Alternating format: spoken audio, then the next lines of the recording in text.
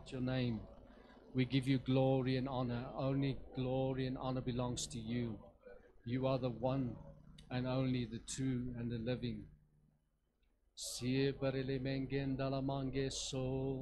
Let's sing in tongues. Sibragande lemente bregende.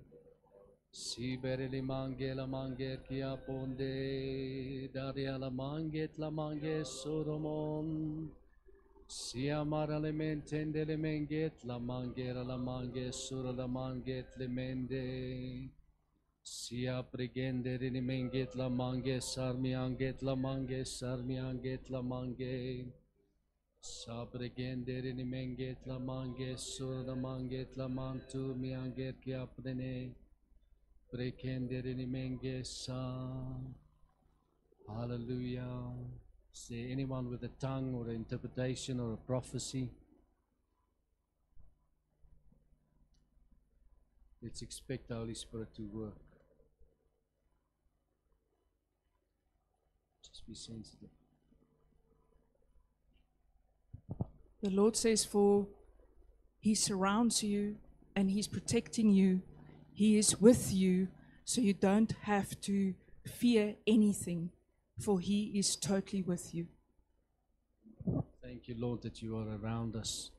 You surround us with your faith, your shield of faith, and that you are with us. Glory and honor to you.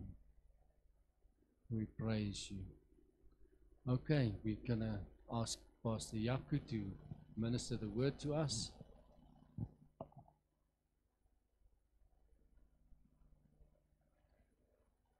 Praise the Lord.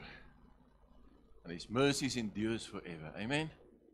We serve a great and awesome God. And wow, what an honor. Pastor Jannie, thank you for the opportunity that I can minister the word today. It's always an honor and a blessing to do this. Thank you. Let's just pray before we start. Our Heavenly Father, in this morning we want to say thank you, Lord. Thank you, Lord, that you're already visiting our hearts in this morning. Lord, thank you that you have prepared every soul for this morning, Lord.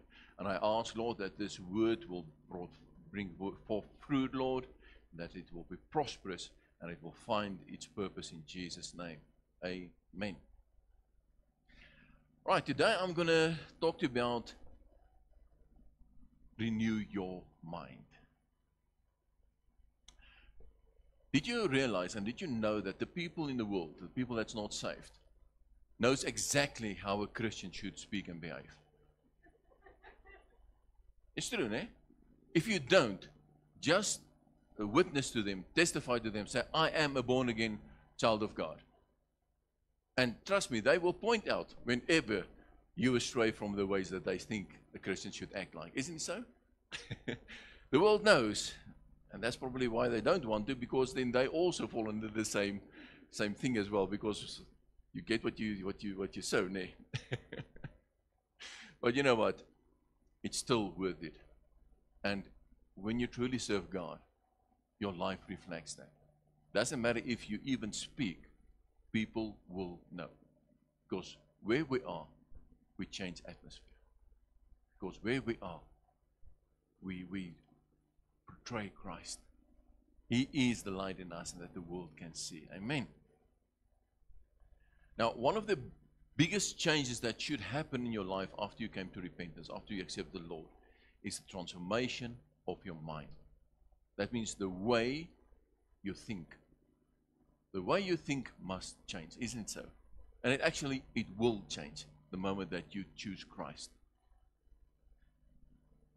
Now, one of the things that I want to mention today is, can you control what you are thinking about? What comes into mind? Can you control that?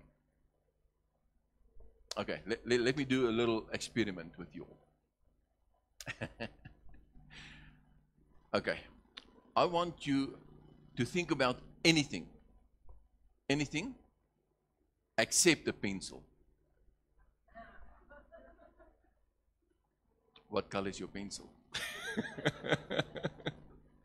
So you see, whatever we do, whatever we see, things comes into our mind, isn't it so? And you can't always control that, that's true. Because whatever you perceive will run through your mind. Is the way that you deal with that, that's what you can control.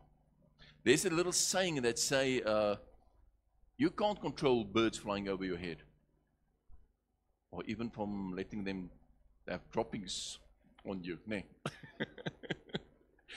But you can prevent them from nesting in your hair. That means what you do with what you think is going to determine whether it's going to be a nest or it's going to cast down. So that is in your control. The day that I came to the Lord, man, what an experience. Because first of all, I experienced His love. I experienced true love, that He loves me despite of who I am. He loves me so much, He gave His life for me. I experienced His love. And more than that, I experienced His acceptance. He accepted me for who I am, as I am at that point. He didn't expect me to be conformed to something. He invited me in and He accepted me. I felt the heart of God. I know His heart and what He has for me. And also, immediately I knew who I am in Him.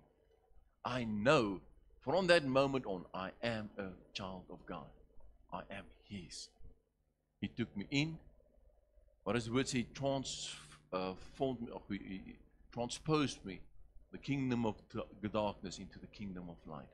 He made me new, and I am a child of God. And I have eternal life. So from that moment, even death didn't matter, because it's victory still in Christ. Amen. Now, God wants us to have a full and fulfilling life. True? He wants you to experience the fullness of His mercy and grace and blessings and everything, both now and for eternity. Now already we experience the goodness of God in our lives. But the devil, all that he wants to do is to destroy. Isn't it so? He wants to destroy. And we read that in John 10 verse 10. He says, the thief does not come except to steal and to kill and to destroy. That's the devil's work. So if you allow anything in your life and it has any of those properties, you know it's from the devil. But God says, Jesus says, I have come that they may have life and that they may have it more abundantly. That means God wants you to experience the fullness of life. I'm going to also read for us now in Ephesians 4 verse 20 to 24. It says, but you have not so learned Christ. If indeed you have heard Him and have been taught by Him, as the truth is in Jesus.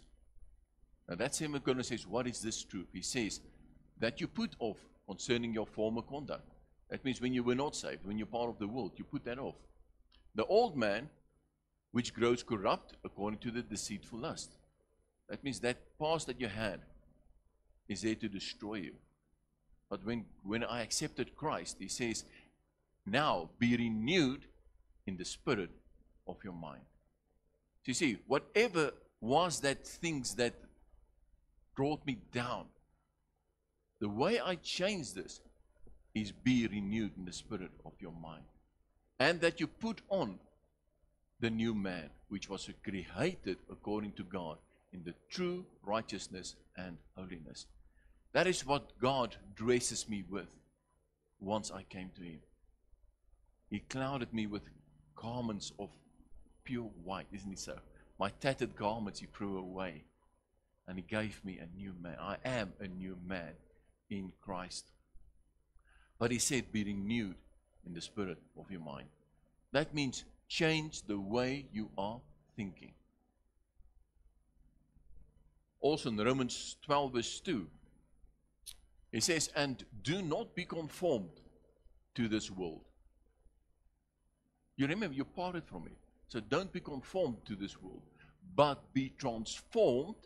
That means you are changing by the renewing of your mind. So I am transforming into God's image when I start changing the way I think, when He renews my mind. And then that you may prove what is that good and acceptable and perfect will of God. That means now I'm learning what God wants. I'm learning what is good. And I'm applying that in my life. That's how we are changing our lives. So to renew your mind is a process of shifting your thinking to align with God's word. I'm going to read this again. It says, to renew your mind is the process of shifting your thinking to align with God's word. That means I now see what God says, and I'm starting to think like that. If something despises God, it will start to despise me as well. If something is a disgrace for God, it will be disgrace for me as well. If God loves something, I will love it too. If God embraces something, I will embrace it as well. So we need to be transformed, and also according to God's word. We need to know Him, isn't it so? One of my favorite verses in Jeremiah 9 verse 24. It says, but let him who glories in this, that he understands and knows me. Do you understand and know God? He says that I am the Lord, exercising loving kindness, judgment, and righteousness in the earth. For in these I delight, says the Lord.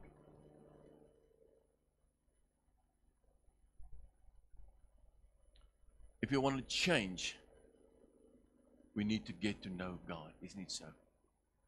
God says, I can glory in this and say, yes, I know and I understand my God. I understand Him, I know Him. He's part of me, isn't He? God never hid Himself from us. He always revealed Himself to us. Now the question is, how do I get to change the way that I think? I'm going to read this in 2 Corinthians 10 verse 5. It says, casting down arguments and every high thing that exalts itself against the knowledge of God, bringing every thought into captivity to the obedience of Christ. Remember that nesting thing that we spoke about earlier?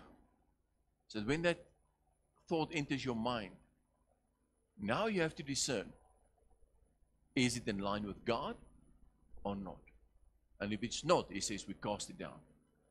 We cast down arguments and every high thing that exalts itself against the knowledge of God. So whatever you know and understand of God, if it's anything against that, you cast it down. If it's anything that opposes it, you cast it down. That means you don't make it part of yourself. You don't meditate on that. You cast it away to accept the fullness of God. And also every thought. So now what I'm thinking about, I bring that in captivity to the obedience of Christ. What does it mean to be in captivity? Easiest way to describe, you put it in a cage. That means you give it limits, isn't it so? You give it limits. That means the way I'm thinking, of the way I'm processing thoughts, now I need to say, is this is my boundary? Is it against Christ? Is it against God? Is it against the knowledge of God? No? God said, wait, you don't enter. Because I am obedient to Christ. And if anything tries to get me away from that, I cast it down. So I limit that one there.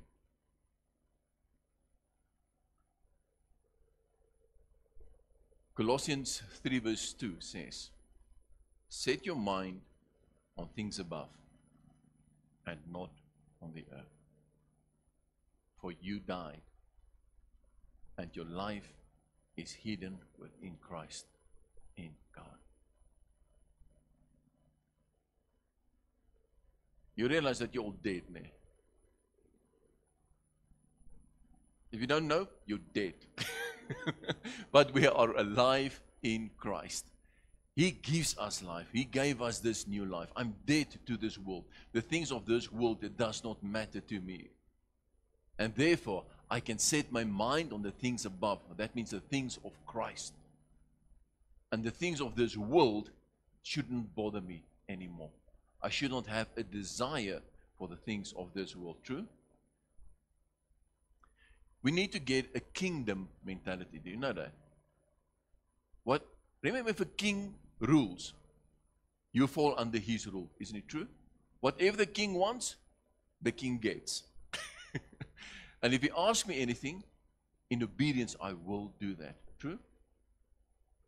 Now that we know that we are there for the expansion of the kingdom of God. True?